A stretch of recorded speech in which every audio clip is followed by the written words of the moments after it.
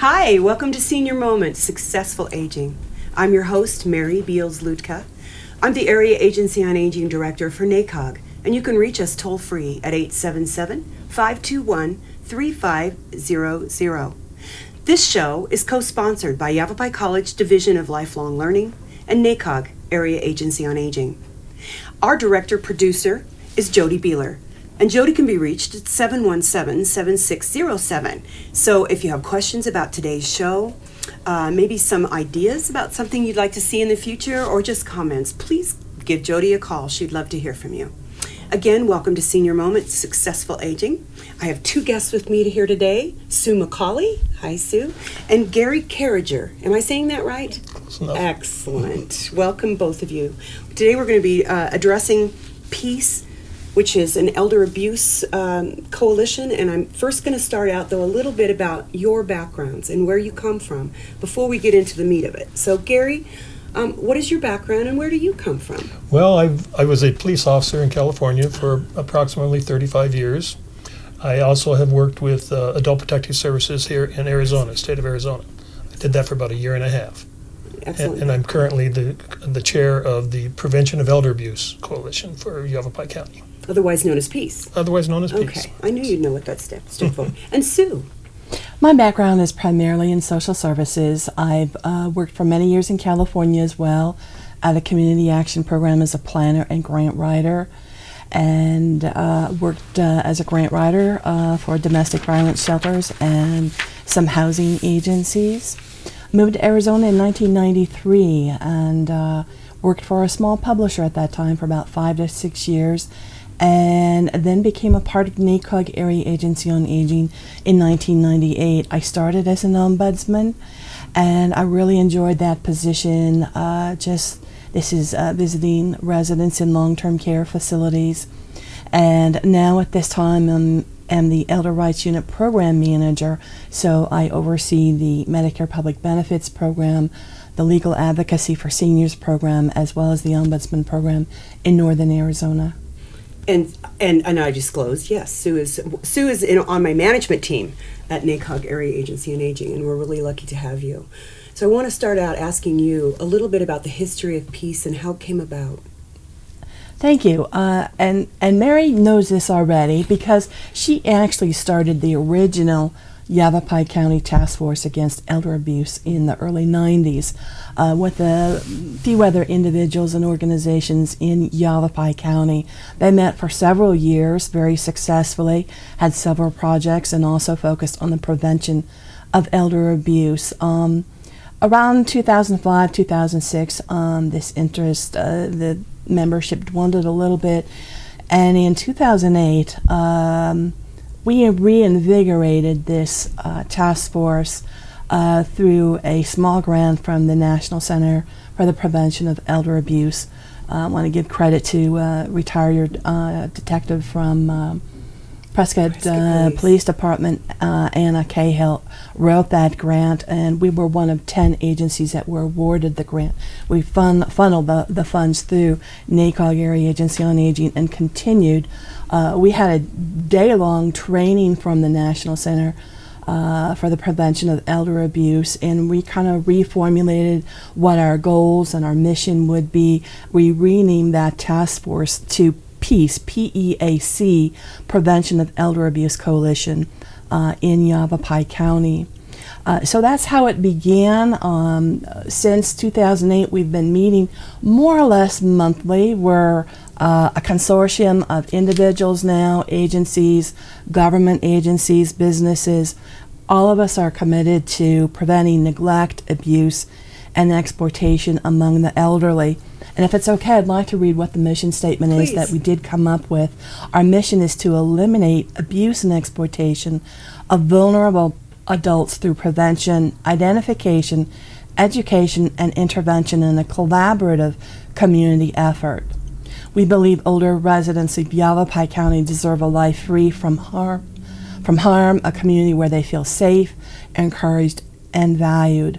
So underlying our efforts is a very deep and abiding respect for the elderly. And again, we meet both in the Quad City area most of the year.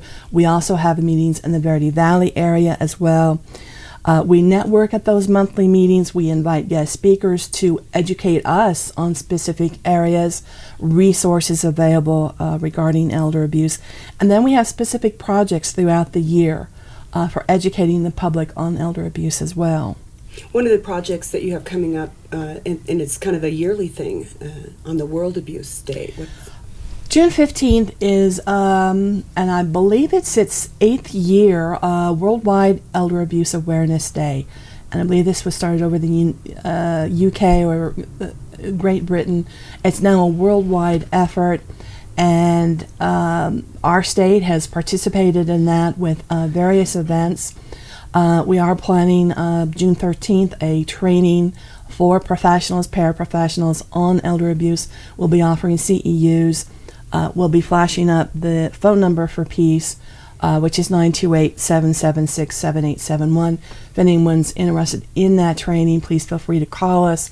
On June 15th, which is a Friday, we're hoping to have in Prescott more or less a program or event from about 10 to 2 where we'll have exhibit and demonstration tables of interest to seniors related to the topic of elder abuse. And we will have some very specific speakers coming in that day. Some of the topics will be signs and symptoms of abuse, financial exploitation, scams and frauds, probably a session on fall prevention. We just had our planning meeting yesterday, so we're discussing all of this, perhaps a session on hoarding. So we're planning this event, and we look forward to the seniors coming down and learning a great deal more about elder abuse, how to prevent it, how to protect themselves from it. We also hope to have an opportunity for seniors to come in and dispose of their prescription drugs at that time. So again, if closer to the event, we'll be publicizing it in the community. Excellent. So you've been talking about elder abuse and vulnerable adults. So Gary, maybe if you could address for us, what is elder abuse? Well, what does that mean? What is elder abuse? There's a very good pamphlet that PEAC has, and I'd like to give that number again. It is 928-776-7871. Anyone that is interested in this pamphlet can obtain it from that number. Elder abuse, it refers to any intentional or negligent act, that causes harm or serious risk to an elder, to a vulnerable elder. It may include any of the following: physical abuse. Physical abuse is what people really think of when they think of elder abuse. The first thing comes in their mind is some senior or elder has been beaten up and left in a gutter somewhere. That is not necessarily true. It could be as much as just confining someone against their will. It could also be not giving them the needs that they need, that they need to exist. Emotional abuse is another one. Emotional abuse is something that it can be verbal or nonverbal. It can be like telling someone every day, "You're useless, you're no good." It can be ignoring them, just completely ignoring the senior. Sexual abuse or sexual harassment is any non-consensual sexual contact or harassment, and the key to that is non-consensual. That does happen more often than we would like. Obviously, it is a very bad thing. Exploitation is probably one of the most elder abuse category. The biggest percent Yes. is that exploitation piece. Yes, it is. And the exploitation can be if someone has a power of attorney, they feel that they can use the money for their own use. They cannot. They can only be used for the elder. People don't sometimes know that, or they don't want to know that. I think that's probably more that they don't want to know it. Cases like this can come into thousands of dollars. It can be a very, very big, high money category. It's also something that the police will work on immediately. They don't like it themselves. They don't want that to happen. They don't want people to lose their money. Neglect or abandonment. That is a pattern of careless neglect or abandonment. You can keep someone, again, from health care services, from medication, from their food, any number of things. And that is the main feature of neglect and abandonment. And I think, elder abuse is why I got into the field of aging 21 years ago. and the prevention of. It's very near and dear to my heart.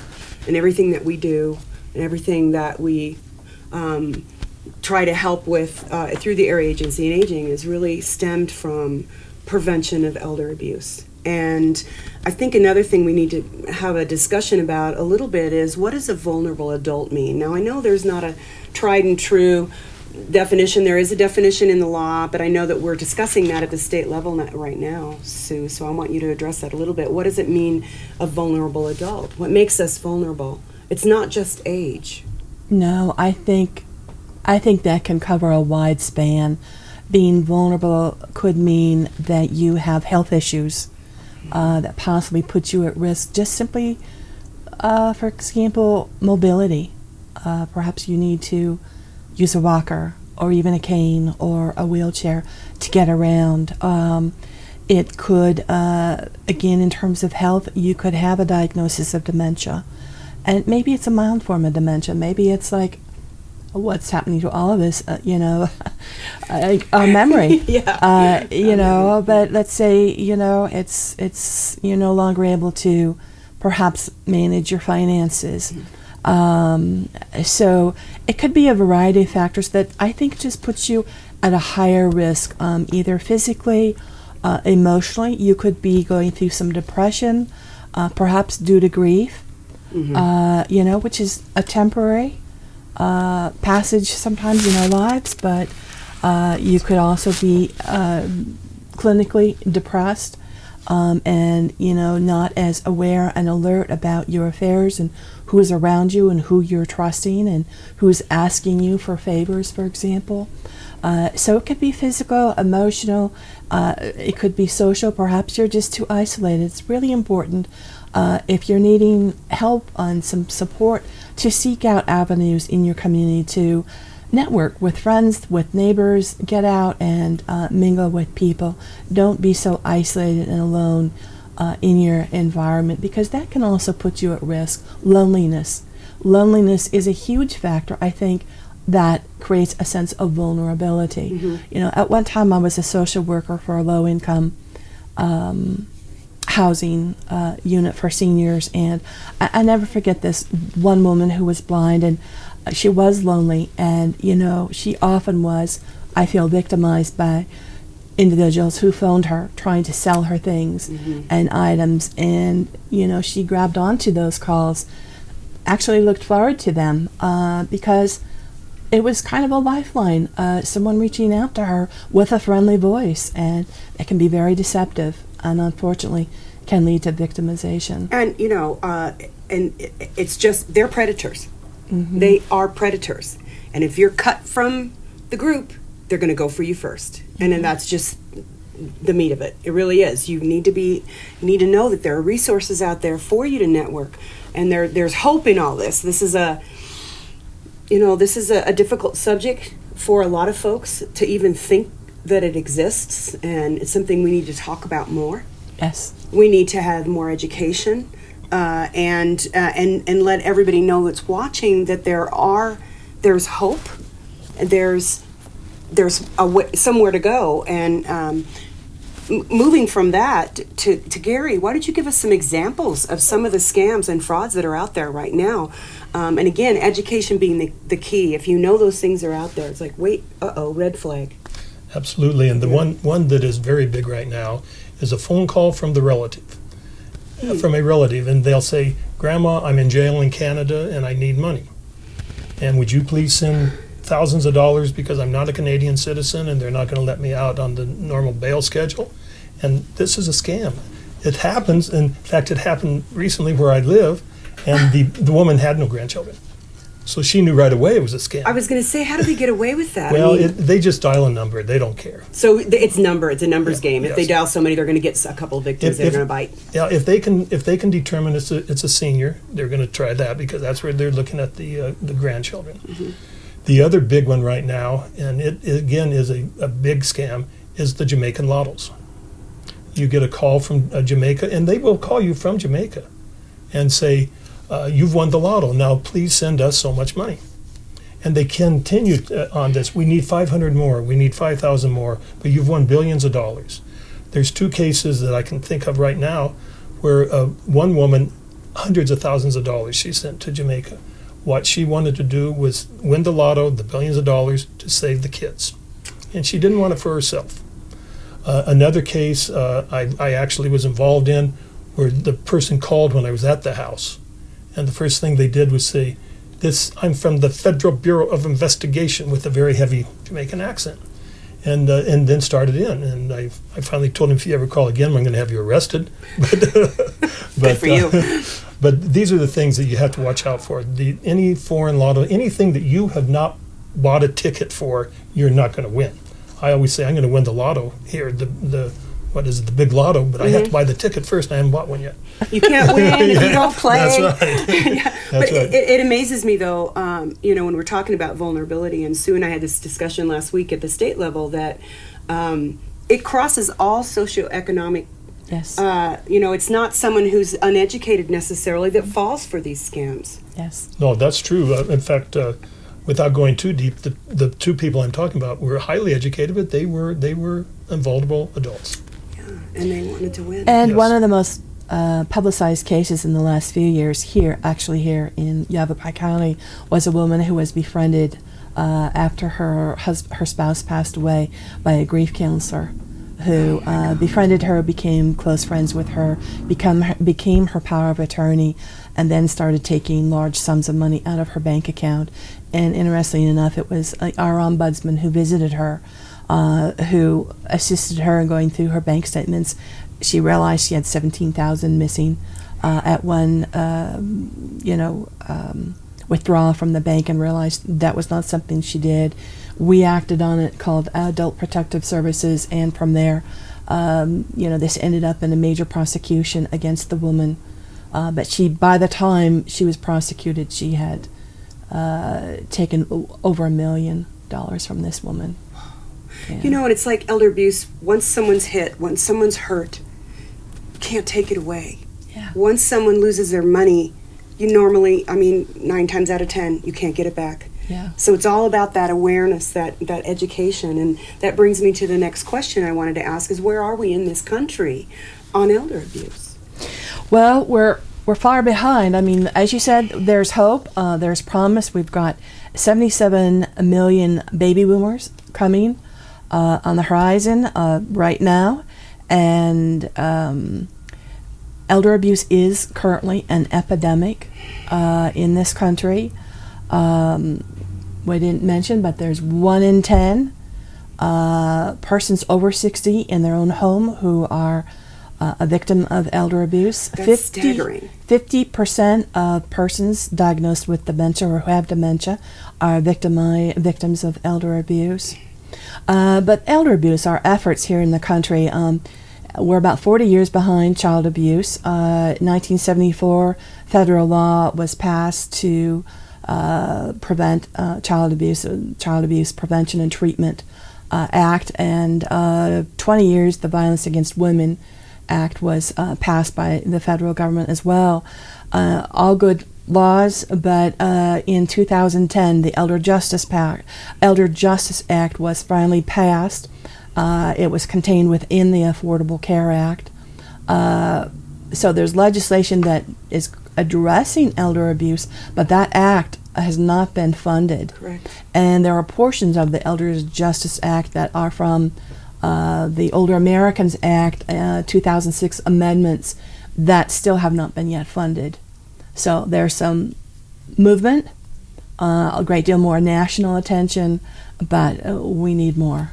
We need a lot more. Mm-hmm. Yeah, and one thing, over 90% of elder abuse is not reported.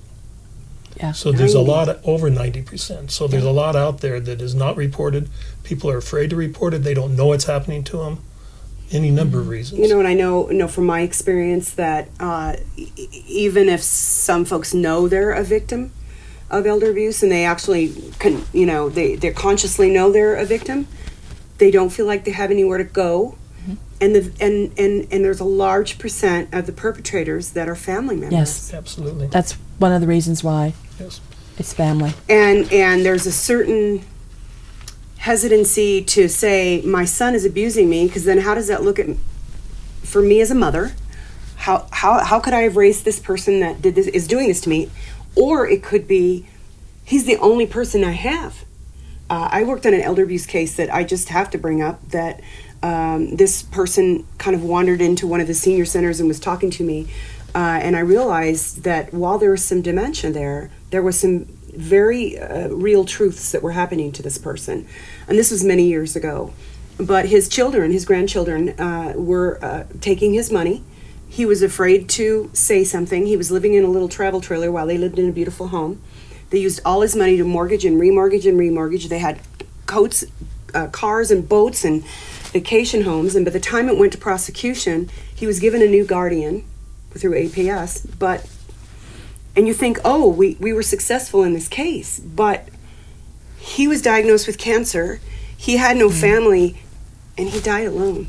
Yeah. That just broke my heart. So how do you convince someone to have them step forward and say, help me, when it's the only person in their lives?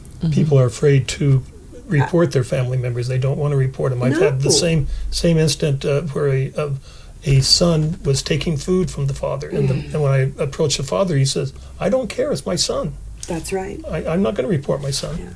So, how do we get the word out? And really that brings me to the next piece. What is PEAC doing? What are you doing at the local level? Well, one of the things we've been doing now for probably the last 3 years is at the holiday, Thanksgiving, Christmas holiday times, is we are distributing flyers that goes out to all the participants with Meals on Wheels, those who get home delivered meals in their own home. And we have a short flyer with a kind of a catchy phrase to catch their attention, about elder abuse and where to call and what, some of the signs and symptoms are. So that's one major effort that PEAC does every year. And we also post and distribute those flyers throughout the community. We have the events like we discussed for Worldwide Elder Abuse Awareness Day in June. We also participate at many community fairs that are held throughout Yavapai County. So we try to either collaborate with an existing agency and have some of our literature available to seniors who are coming to that fair, or we'll have a booth of our own. But TV shows like this, is one way in which we're getting the word out to be aware and to reach out, and that there is help available, and there's help available right here in Yavapai County. Yes, there if is. you, are a victim, if you suspect you may be a victim, or if you suspect someone that might be a victim of elder abuse. You need to call. You need to call. You can call PEAC. We'll be glad to respond to you as well. If you are a victim of elder abuse, or you suspect it, or you're someone who suspects elder abuse in your family or in your neighborhood, you can also call and should call Adult Protective Services. That phone number is going to be up on the screen, but that number is 1-877-SOS-ADULT, and the numbers are 1-877-767-2385. Also want to comment, and this is progress within our own state, our Attorney General Tom Horn has a tremendous focus on seniors and prevention of abuse, and a strong thrust for prosecution of anyone who has committed crimes impacting seniors. And he has created a task force. Its acronym is TASA, T-A-S-A. That stands for Task Force Against Senior Abuse. I just want to mention that number too, because that number is a place to reach out to in regard to information and resources and referral for victims or suspected victims of elder abuse. And that number is 602-542-2124. And again, that's the Attorney General's And I have to point hotline out on that Sue serves on that that task force and as an advisory member for the whole state. And it's just wonderful that you're at that level and helping look at policy and legislation. Yes. Absolutely. Yes. Also, I would indicate if there's any problem that needs immediate help, such as a beating or something like that, don't call Adult Protective Services. Call 911. 911. Yes. Then you will get the local law enforcement to respond. Because elder abuse is and elder abuse is a crime. Yes. These are perpetrators. It is a crime, and we want to make sure that we reach out as much as we possibly can so that folks do know the numbers. Is there anything you want to add real quickly before we are? Just want to mention, we've gotten some great national publicity through Mickey Rooney and his testimony before Congress about his exploitation by a family member. There was a case in Seattle, Ruby Wise, who was severely neglected by her son until she died. She was down to 76 pounds. That was a very widely publicized case, and I think the fact that there's more publicity at a national level is impacting this as well. If you want more facts, information about elder abuse, the National Center for the Prevention of Elder Abuse, they do have a website, and that is ncea.aoa.gov. So if you'd like to get on the computer and look up more information about elder abuse, that's one excellent resource to go to. Thank you, Sue. And I'd just like to say there is no excuse for elder abuse. Yeah. Thank you. And no, there isn't. That's our theme for our word, our June event. There is no excuse for elder abuse. Yeah. And I will add to that just a little bit that, there's all this talk about takes a village to raise our children. It takes a village to protect each other and protect our vulnerable population. And John F. Kennedy said many, many times, the measure of our society is how we treat our most vulnerable population. And so it's going to take all of us. Be aware, call in, get involved in peace. If you're interested, again, Yes. that number, 776-7871, right here in the Tri-City area. Get involved in your community.